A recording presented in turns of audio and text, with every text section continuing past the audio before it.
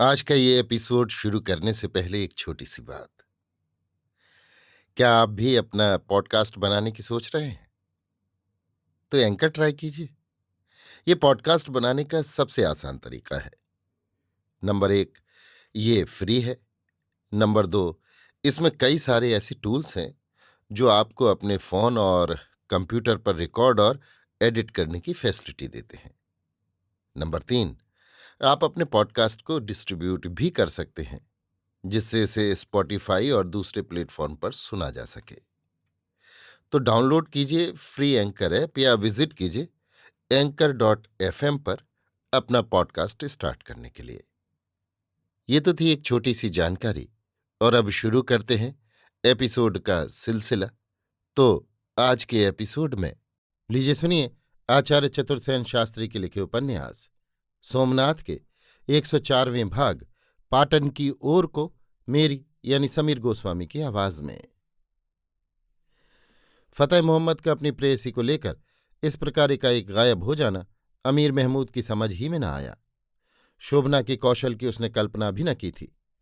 अमीर फतेह मोहम्मद पर बहुत खुश था।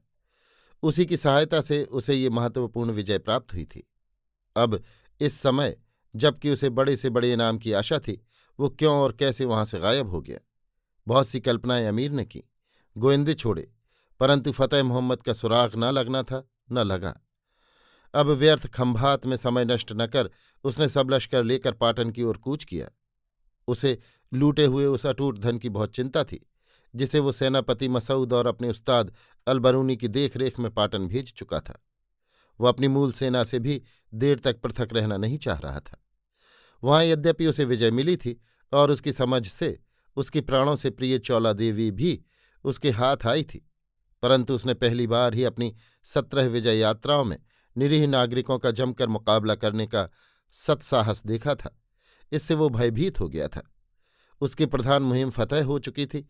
उसके प्रत्येक सिपाही के जीनों में सोना चांदी और जर जवाहर भर चुके थे। अब किसी का मन लड़ने में नहीं, अपने घर लौटकर मौज मजा करने में था।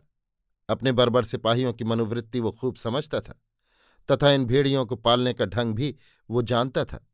इससे उसने लौटने में देर करना ठीक नहीं समझा। शोभना ने जिस शान और शालीनता से उससे वार्तालाप किया था, उसने उसकी हृतंत्री के तारों को झंकृत कर दिया था। जीवन में पहली ही बार उसने समझा कि किसी औरत पर काबू पाना और चीज है, पर उसका प्यार पाना बिल्कुल जुदा चीज है। महमूद पढ़ा लिखा अधिक न था, पर कवित्व के मर्म को जानता था। भावुकता उसमें थी। फिर उसका ये वार्धक्य था जब हृदय स्वभावतः कोमल और भावुक हो उठता है। जीवन में पहली बार उसने एक औरत के सामने आत्मार्पण करने के स्वाद का अनुभव किया था। उसका मन प्यार की पीड़ा से कोमल और भावुक हो रहा था। इस समय फतेह मोहम्मद को निकट पाने के लिए वो बेचैन हो उठा था। वही उसका इस समय सबसे बड़ा समर्थ सलाहकार और सेनानायक था। दूसरा समय होता तो वो उसके इस प्रकार गायब होने पर संदेह करता, परंतु इस समय वह अधिक सोच विचार नहीं कर सकता था। उसने ख्वाजा अब्बास अहमद को बुलाकर अपनी चहेती मलिका की सवारी के संबंध में सब आवश्यक आदेश दिए और कैदियों के काफिले को आगे कर कूच बोल दिया। लश्कर में सबसे आगे बाजा गाजा धौंसा और निशान का हाथी था। उसके पीछे ऊंटनियों पर तुर्क तीरंदाज थे। इसके पीछे अब्बास अपने 500 सवारों के बीच शोभना रानी को ले जा रहा था। शोभना की सवारी एक दिग्गज हाथी पर थी, जिस पर सुनहरी अंबारी कसी थी।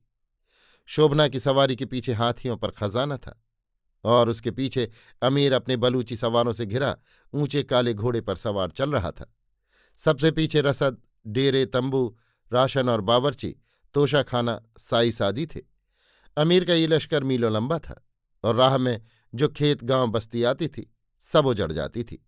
गांव के निवासी गांव छोड़ छोड़कर भाग जाते थे। बहुधा बर्बर सैनिक का कारण ही जिसे भी पाते मार डालते, लूट लेते, आग लगा देते। कहीं किसी की कोई सुनवाई नहीं थी। अभी आप सुन रहे थे आचार्य चतुर्सेन शास्त्री के लिखे उपन्यास सोमनाथ के 104वें भाग पाटन की ओर को, मेरी यानी समीर गोस्वामी की आवाज में।